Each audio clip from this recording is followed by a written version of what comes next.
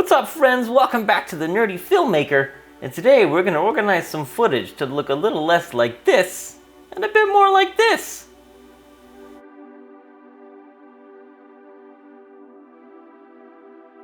So this is going to be a quickie video, but because organizing is really not that hard, but it's super helpful when you've got like a really long project going on, and how many times has it happened that you can't find what you're looking for in your own project? Happens a lot. So for me, as a filmmaker, but also as a YouTuber, one thing that I like to establish pretty early on is a consistent organization method, which might be different for my film than my YouTube content.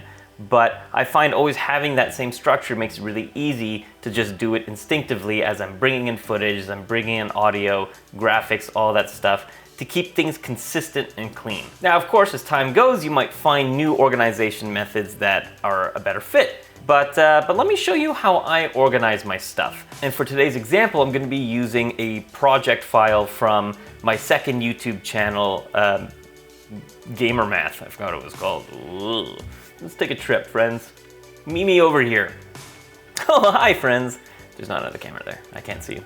One of the first things I can suggest is that right away, as you're importing footage, not into Premiere, but into your computer, as you're bringing media into your computer, is to have things laid out in the file structure of your actual Windows or Mac system. So one thing that I think is really helpful to do when you're starting a new Premiere project is to create a folder in which all of the media that you're going to be using is contained in there, along with the Premiere file. And the reason for that is that if ever you're going to archive that folder and that project, when you bring it over, let's say, to an external hard drive and delete it from your computer, everything that is needed for that Premiere file is contained within the folder, so you're not going to be missing any links or files or graphics or whatever. So if ever I use something in a Premiere project, I usually copy and paste it into its own folder. So I'll just show you what my folder looks like for this project, which was a fractions series of videos. And so I have 3 folders here, 2 that are always automatically made when you start a new project, which is audio previews and autosave. Then I have my actual project file. And for this, because I was creating a series of fractions videos, I decided to do all those fractions videos within one Premiere project. I make a different Premiere project for every group of related videos. But then I also have my media folder, and if we go in there, you'll see that I have audio, footage, gain capture, and music. So I right away like to, before I even start importing things, just create the folders that I think are gonna be helpful in organizing all of this content and just keeping it clean.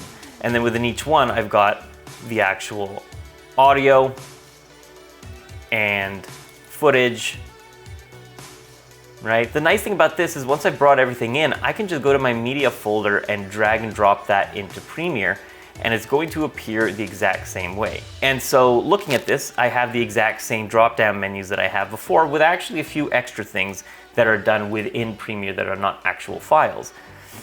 So I have my media. That's where I have all the things that you saw in my main project folder. So I have my gain capture, my music, my footage, my audio. So like in your case, you might not have gain capture because it's very specific to what I'm working on. But if there is a kind of media that you have multiple of, you might want to consider making a folder for it.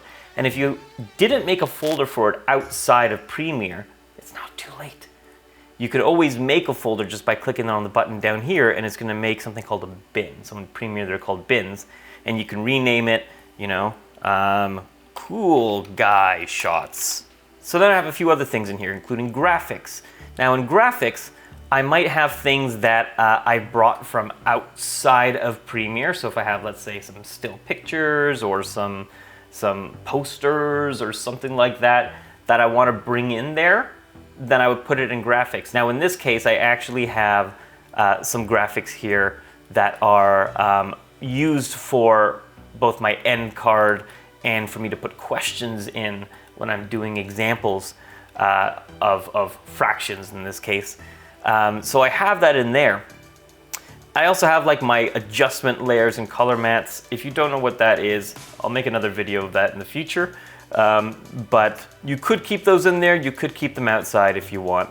You know, it depends how often you use them. If you find that still looks pretty organized, it's not a big deal. That's not a big deal. Then I have my intros, which actually, let's put that in sequences and I'll explain what that is. So in here, I have all my sequences that I've made, all my timelines I've made within this project. I like to put them all in there because a lot of the times, right, Premiere is gonna sort things alphabetically, and I like to name my sequences. A lot of times people don't name their sequences, but I like to name them. But if we're in alphabetical order and it's mixing with footage and stuff, it's hard to find. So I like to make a folder that has sequences. And then my intros are my intro sequences. Like if you see over here, if I press play, like that kind of animation is its own sequence. So I made one, for every video, and I put it into its own folder and put it like that. Now finally, let's say you don't want to do this kind of thing where there's all these different folders, or let's say you want to keep things specifically organized even within the folders or outside the folders. Something you can always do when it comes to naming folders in Premiere, and you don't have to do this outside in Windows Explorer. Renaming things in Premiere is not going to rename them outside in Explorer. So one thing you might want to do to change the alphabetical order is just add a little underscore before it, and all of a sudden it's going to jump to the top of the list. So let's say I wanted to put all of my folders at the top of the list, right? Now in alphabetical wise, that dash comes before A, so I've put those at the top.